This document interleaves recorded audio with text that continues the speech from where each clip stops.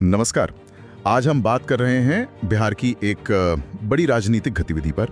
यह है वोटर अधिकार यात्रा जी। तो जानकारी यह है कि यात्रा का 11वां दिन था और काफी गहमा गहमी रही। राहुल गांधी और तेजस्वी यादव तो थे ही। हाँ, वो तो मुख्य चेहरे हैं ही। बिल्कुल, लेकिन इस दिन कुछ और बड़े नाम भी जुड़े। तमिलनाडु के मुख्यमंत्री M.K. स्टालिन जी हाँ, और डीएम के सांसद कन्नीमुई। ये मौजूदगी थोड़ी ध्यान खींचने वाली है ना? बिल्कुल बिल्कुल। और साथ में प्रियंका गांधी भी थी। हाँ, प्रियंका गांधी भी शामिल हुई। और कुछ तस्वीरें भी आईं जिनकी काफी चर्चा हुई। एक वो बुलेट वाली तस्वीर, हाँ वो मैंने भी देखी। राहुल गांधी चला रहे हैं, प्रियंका जी पीछे हैं। और एक और तस्वीर जो शायद राजनीतिक तौर पर ज्यादा महत्वपूर्ण है, वो खुली जीप वाली। जी, जिसमें राहुल गांधी, स्टालिन, प्रियंका गांधी, तेजस्वी यादव सब एक साथ। हाँ, सब एक साथ। तो ये सिर्फ तस्वीरें नहीं है, शायद इनके कुछ मायने भी निकाले जा रहे हैं। बिल्कुल, ये तस्वीरें और ये जो नेताओं की मौजूदगी है, ये एक बड़ी कहानी का हिस्सा लगती हैं।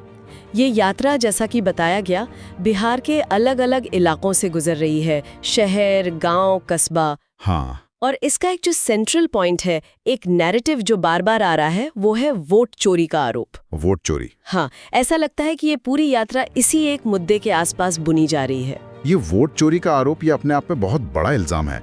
क्या सोर्स में ये साफ होता है कि ये किस तरह की चोरी की बात हो रही है? मतलब ईवीएम, वोटर लिस्ट या कुछ और? देखिए, जो उपलब्ध जानकारी है वो ये तो बताती है कि वोट चोरी का आरोप है, लेकिन इसकी टेक्निकलिटीज, मतलब तकनीकी पहलू क्या है, उस पर ज्यादा विस्तार नहीं दिया गया है। अच्छा। पर हाँ, जिस तरह से इसे पेश किया जा रहा है वो ज्यादा अहम लगता है।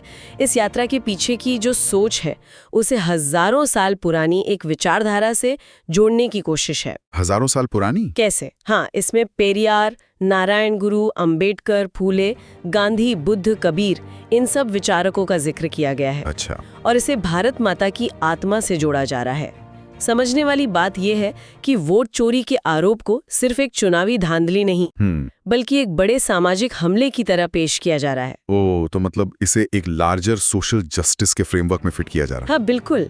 जानकारी यही कहती है कि इस आरोप को सीधे सीधे ईबीसी यानी अति पिछड़ा वर्ग, दलित, ओबीसी, अल्पसंख्यक और यहाँ तक कि गरीब सवर्ण, इनके अधिकारों पर हमला बताया जा रहा है।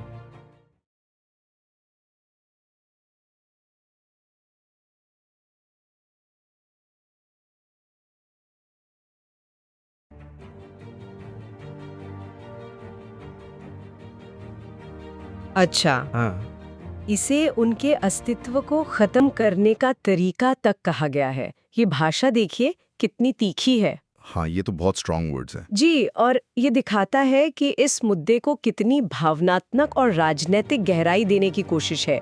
ये सिर्फ एक पॉलिटिकल स्लोगन नहीं लग रहा, सही बात है। एक पूरी आइडियोलॉजी बनाने की कोशिश दिख रही है। और इसी सिलसिले में कुछ और भी गंभीर आरोप लगाए गए हैं, खासकर सिस्टम पर। हाँ, वो एक तुलना की गई है सोर्स में जो काफी ध्यान खींचती है।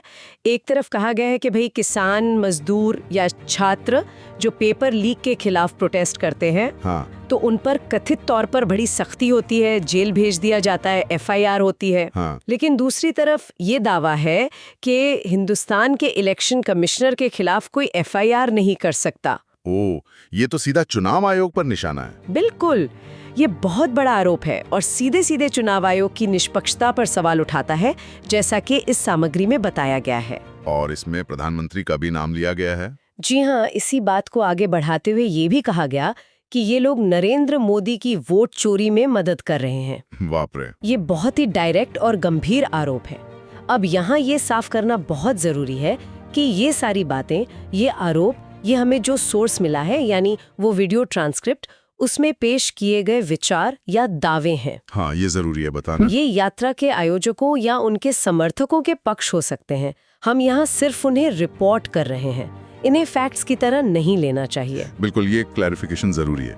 अच्छा, आरोपों से थोड़ा आगे बढ़ें तो इसमें एक और इमोशनल एंगल भी उठाया गया है जिसका जिक्र आपने पहले किया था। हाँ, वो विस्थापन और पहचान वाला। हाँ, सामग्री में एक सवाल है जो सुनने में काफी परेशान करने वाला है। क्या सवाल है? सवाल ये है कि अपनी ही जन्मभूमि में जो लोग रह रहे हैं, जिनके पास सारे पहचान पत्र हैं, आधार कार्ड, वोटर आईडी, सब कुछ, वहां से हटाया जाता है या उनकी नागरिकता पर सवाल उठता है, तो क्या ये आतंकवाद से भी खतरनाक नहीं है? आतंकवाद से भी खतरनाक? जी हाँ, इस तरह की भाषा का इस्तेमाल देखिए। इसे आतंकवाद से भी खतरनाक बताना दिखाता है कि मुद्दे को कितना संवेदनशील और गंभीर बनाने की कोशिश है।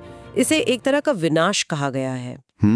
तो ये दिखाता है कि यात्रा सिर्फ वोट की बात नहीं कर रही, बल्कि लोगों के अस्तित्व, उनकी पहचान, उनके डर को भी छूने की कोशिश कर रही है। चलिए अब थोड़ा उन चेहरों पर आते हैं जो इस दिन शामिल हुए। M.K. स्टालिन, तमिलनाडु के सीएम, उनकी मौजूदगी के क्या मायने निकाले जा रहे हैं, वो भी बिहार के मिथिलांचल इलाके में? हाँ, स्टालिन की मौजूदगी वाकई में इसके कई पहलू हैं। पहली बात तो ये कि वो मिथिलांचल में दिखे, जो आमतौर पर एनडीए का गढ़ माना जाता है। हाँ, माना जाता है। तो वहाँ राहुल गांधी और तेजस्वी यादव के साथ उनका एक ही जीप में दिखना, ये अपने आप में एक संदेश है। क्या संदेश? जानकारी यही बताती है कि इसके जरिए ये दिखाने की कोशिश है कि स्टालिन वोट चोरी के मुद्दे पर बिहार में जो विपक्षी गठबंधन है, आरजेडी, कांग्रेस वगैरह, उनके साथ मजबूती से खड़े हैं। अच्छा, मतलब एक तरह से साउथ का एक बड़ा नेता हिंदी बेल्ट में आके विपक्ष की एकता दिखा रहा है। बिल्कुल बिल्कुल, यही दिखाने की कोशिश लगती है। जी, लेकिन स्टालिन की मौजूदगी क्या सिर्फ पॉजिटिव मैसेज ही दे रही है या इसके कुछ और पहलू भी है जिनका जिक्र है? हाँ, यहीं पर मामला थोड़ा सा पेचीदा हो जाता है।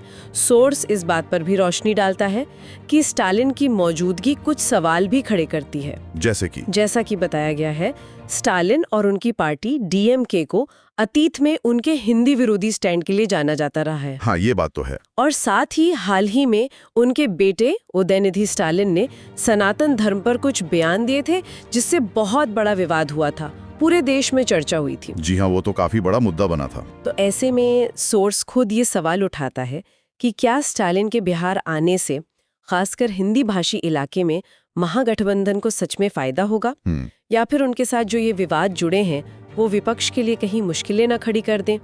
ये एक राजनीतिक पशुपेश है जिसे सोर्स में हाईलाइट किया गया है। यानी एक तरफ तो विपक्षी एकता दिखाने की कोशिश, दूसरी तरफ एक संभावित राजनीतिक रिस्क भी। वाकई दिलचस्प समीकरण है ये। जी, प्रियंका गांधी की भूमिका के बारे में क्या कहा गया है? प्रियंका गांधी के लिए कहा गया है कि वो इस यात्रा में राहुल गांधी की सारथी बनकर जुड़ी हैं। सारथी? हाँ, सारथी शब्द का इस्तेमाल यहाँ अहम है।